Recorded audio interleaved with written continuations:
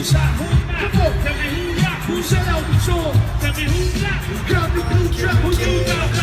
might emerald, you might upset, but they can't face you. Yeah, we rollin', ride through the city with my baby girl. It's your boy D Cooper. It's Trendy in the building. How y'all feeling, man? Y'all feeling good? Feeling good, Trendy? Excellent. That's what's up. That's what's up. So we got a great MC in the building today. My boy Dking, you know what I'm saying? Say hi to the people, D. It's Dking, by the way. Oh, snap. Now you know I'm going in, bro. Don't go all the way in. So, you know, Dking is a producer. He is an ambassador for Aku clothing line. Play clothes. What else do you do, brother? Live love. I really think that my position, before I really didn't understand it, as far as the creation of it and helping people get their ideas out. Yeah. So when I realized that, it just, everything started opening for me, because, you know, when you're selfish in this game and you don't help others, you kind of like stunt your growth. So that's what I realized my gift was, to help others, and then everybody wanted to help me. So it was. That's dope. One hand That's wash the awesome. other. Nah, that is dope. That is dope. How do you navigate that now? Like, at first it was really, really difficult for me, because I wasn't as confident as I am now in my own gifts and abilities. So it was like I was hiding behind other people's talents. Oh, that's, you know what I mean? That's real. That's deep. And I was like more secure at that, not being in the room and being criticized. That was like my biggest fear, being criticized, like playing a record for someone and they're like, oh, it's okay. But when I got past that, my confidence just went through the roof, because I was helping other people make great records. Wow. So when did you realize that you were great, right? I realized I was great when I was in the studio session with Mace. And I said a line and he looked at me and he was like, that's crazy. I can imagine how he said that too. He was like, and then when he gave me that opportunity, I used to go and just start recording. And I never used to ask him his opinion. I just do it, and then I just play it. Wow. And then he just started like seeing like I was serious.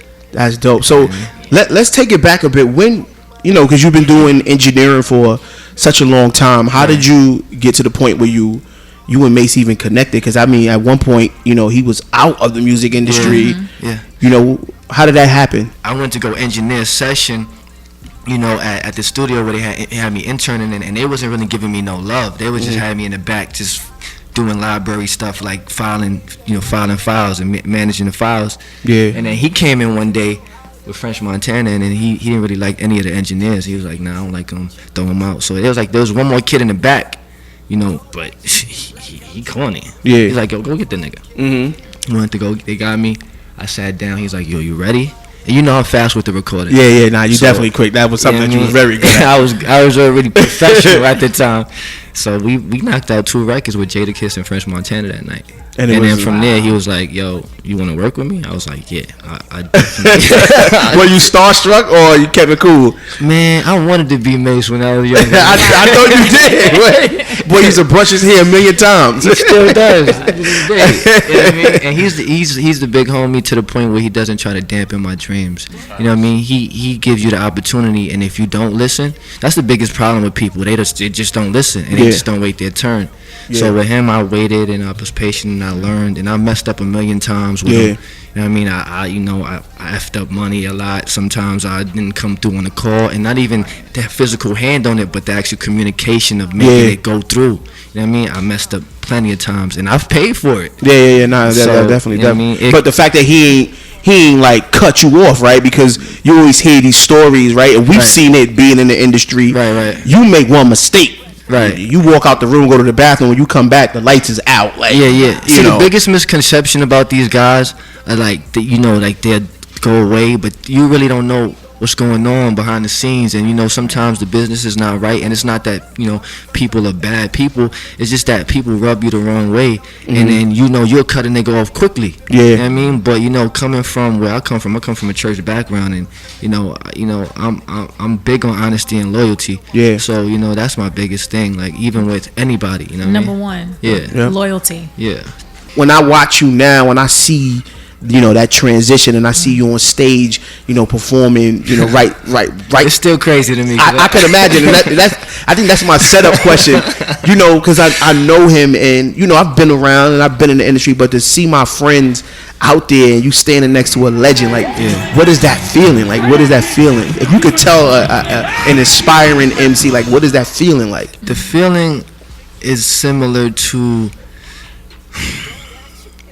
I guess, graduating from high school, knowing that that you finally did it and you finally accomplished something, and then people thought that you'll never do it. Yeah. So I mean, everybody was counting, like, we going to Summer Jam this year because we always go. Yeah. So he called me. He's like, yo, throw a suit on. I'm like, alright, I'm throwing a suit on. Like, yo, meet me at the airport. I'm at the airport an hour early. Yeah. Hey, so I get to the airport. He's like, yo, you ready? I'm like, yeah, I'm not going out on stage. So Booth was on the set. Yeah, Booth. Yeah, shout out to DJ Booth. And he gave me the mic. So he's like, yo, like, what I'm supposed to do? Like, yo, come on. Yo, when I stepped on that stage, that's crazy. Man, that's crazy. I seen people I used to go to school with in the crowd. Yeah, that's crazy. Teachers and people who say, yo, D corny, D a lame. Yeah. He not from the streets. He just trying to be something. It's not. I'm just being who I am. Just loving music, and the love for the music opened those doors. Yeah. Not even really trying to be an artist. Like, nah, man, so I want to be an artist. Nah, it's just following the direction that was leading me into that moment. Yeah. That's what I did, and I still do that now. And even with my music now, like, I don't really force it on people. Like, I play it, and then people like, yo, you got more? Yeah. And then I send it to somebody, and then it's like, oh yeah, I know D. He used to. So Yeah, it's just all like, got you. You know what I mean? So it's an incredible feeling. I can't. Got you. So was that like the spark? Because I mean, you always been a creator. You always created. You always rapped. Yeah. Now you're like, I'm gonna be this artist. Is that what the spark? Like, once you hit that summer jam stage, was that like? But it's the second time I hit Summer Jam stage. That is? Yeah. The first time I hit Summer Jam stage, I was holding the camera like Kay is right now. Oh. And I was like in the role, like she's helping me with the whole visual stuff like that. And I did that for him because people around him at the time wasn't even trying to do nothing. I'm like, yo, you need me to do that? I'm gonna do that. I'm gonna do that. Yeah. So I was holding the camera with Wale and all that, and I was running. If you look through the footage, you can see me on stage holding the camera. Yeah. So that was my first time, and the second time I was like, I'm gonna be on that stage. Yeah. And then the third time that I do Summer Jam is gonna be me. I love it. Shout outs to DJ for that one. He said, I'm going for it. I'm going for it. I'm gonna be on that Summer Jam stage, and you're gonna be like, this nigga. Yo, listen. At this point, I'm just waiting. I believe everything that you say because, yo, real talk, you did it, man. Like you know, and it's not like you did it and it's over. It's just like everything that you ever wanted. And I used to tell you all the time, like, yo, listen, just don't stop. I don't care you did what you got. You know what I'm saying? Just don't stop being you. Like, even when we were questioning, I'm just like, yo, just continue to keep doing it. And you doing it. Now you got this record. You know what I'm saying? I like it. Okay. So let's hear this record. Is it the TMZ record? Let's play that one first. You want to play that one first? Yeah, that's play dope. that one first. Okay. So definitely this record came about by accident. Because I was really in the studio freestyling with my boys, Kev and another producer and Pre, and we just was going at it, and it was like, you my Kim K, you my Amber. Yeah. It's Darnell King right now. I'm live on DTF Radio with Barry Cooper and Trendy, and right now this is my new record TMZ, and we getting into it right now. You my Kim K, you my Emerald, you my Beyonce, but they can't phase you. Yeah, we rollin'. I ride through the city with my baby girl. She ain't gotta act, she can have the world. Slide through chinchilla with a little fur. Already got cash, all I need me is a little girl. She be like, damn daddy, you be killing it. When it come to they style, baby, we ain't feeling it. Yeah, when you on the spot, only got a tip. Mama Scarface tip, baby, send a blimp. Cut up a check on the condo. Biscayne view into coastal. Cuban link rose gold. TMZ taking photos and photos and photos and photos. You gotta pay to keep for promo. My chick is tripping in Manolo, Gucci, Louis, Fendi, Prada, Bada, Bolo, Bolo, Bolo.